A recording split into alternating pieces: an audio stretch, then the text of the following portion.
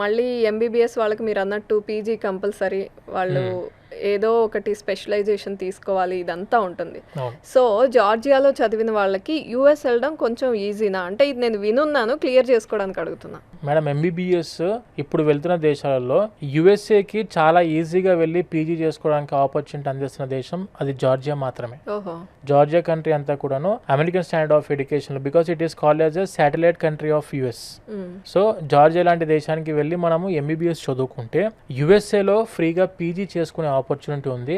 ఎలా అంటే through USMLE United states medical licence exam అనేది ఉంటుంది మేడం. ఈ USMLE consisting of 3 parts. Step 1, Step 2 and Step 3. ఈ 3 స్టెప్స్లో first step and second step is enough for PG in US. Third step అనేది వాళ్ళు licence తీసుకొని అక్కడే సెటిల్ అవ్వాలనుకుంటే థర్డ్ స్టెప్ రాయాల్సి ఉంటుంది. జార్జియాలో ఎంబీబీఎస్ థర్డ్ ఇయర్ కంప్లీట్ అయిపోయిన వెంటనే ఫోర్త్ ఇయర్లో మనకు యుఎస్ఎంఎల్ఈ Step 1 రాసుకోవచ్చు. ఫిఫ్త్ ఇయర్ కంప్లీట్ అయిపోయిన వెంటనే సిక్స్త్ ఇయర్లో Step 2 రాసుకోవచ్చు స్టూడెంట్. అంటే వీళ్ళ 6 years కోర్స్ కంప్లీట్ అయ్యే కంటే ముందే they are getting the free PG in US. And ఈ యుఎస్ఎంఎల్ఏ కూడా ఫుల్ ప్రిపరేషన్ అనేది స్టూడెంట్కి starting from their second year నుంచి వీళ్ళకు ప్రిపరేషన్ కూడా అంతుంది స్టూడెంట్స్కి.